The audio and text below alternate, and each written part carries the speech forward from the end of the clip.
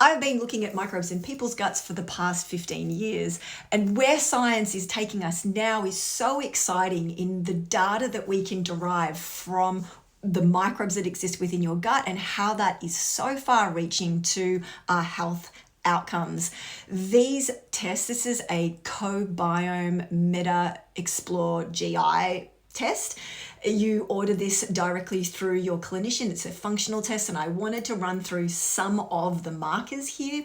You would definitely run this test if you have any irritable bowel issues, if you have inflammatory bowel disease, but even if you have immune activation on your skin, runny nose, immune system is run down, autoimmunity, aching joints, thyroid conditions, non-alcoholic fatty liver issues, blood glucose dysregulation, hormonal conditions, mood disorder. So what else would we run this report for? Heart disease. It goes on and on, the data that we can get from this test and the direct treatment. So the first marker is fecal pH. So this is indicating this person is either eating way too many carbohydrates or they are not breaking them down and fermenting them, creating acidity. The secretory immunoglobulin A is quite elevated. So this person's immune system is switched on, creating inflammation, most likely due to consuming foods that they are actually allergic to at this point in time. Hexa-LPS create endotoxins. We do not want a lot of those. If this moves into the red zone, often antimicrobial treatment is given. Then we have a range of microbes that can create inflammation within the body and affect our heart. Beta-glucuronidase will actually reverse estrogen from the liver, from the gut, back into your system, and is related to a lot of different hormonal-related cancers. There is a direct treatment to get these things down. If you do not have enough oxalate-consuming microbes when you eat foods that contain oxalate, like spinach, almonds, turmeric, cinnamon, then the oxalates can build up, creating joint pain, but even things like kidney stones. Calprotectin is a marker of inflammation within the gut. So when we reach into that amber red zone, you do need to go see a gastroenterologist to go and investigate things like inflammatory bowel disease or colon cancer.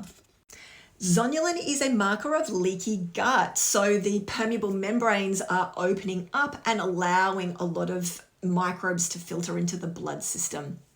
Definitely creating a lot of mood changes, chronic inflammation, achiness. Pancreatic enzymes are evaluated to see if the pancreas is releasing adequate amounts of enzymes to pull apart our food. If we don't have enzymes, we will be fermenting in our small bowel, creating a lot of bloating. We have a range of different short-chain fatty acids that are evaluated. Butyrate is really important for colon contractility and opening up the bowel. We can feed this up specifically with specific fibers. We evaluate beneficial microbes. We can see if the microbes are degrading the mucin membranes within your gut. We have methane producers that can slow down fecal matter and make it pool within the intestines, causing constipation. Or hydrogen sulfide producers, often when people are consuming either a lot of red meat high in cysteine, which is a sulfur-based amino acid, or have a lot of sulfur-style vegetables like brassica family, or the sulfur preservative 2,2-O, which is put in a lot of things. So you can become sulfur sensitive, and this will create loose stool and can really trigger inflammatory bowel disease in those who are genetically susceptible. Ammonia producers can really irritate the liver and lead to, like I said, non-alcoholic fatty liver disease and raised liver enzymes. So this can also create irritability in the way your body metabolizes hormones. We can see the way the gut is producing neurotransmitters. So GABA is what's going to calm the brain down, calm the neural synapses. Histamine is going to create excitatory responses at the neural synapses and can lead to more allergic reactions, hives, runny nose, wakefulness responses.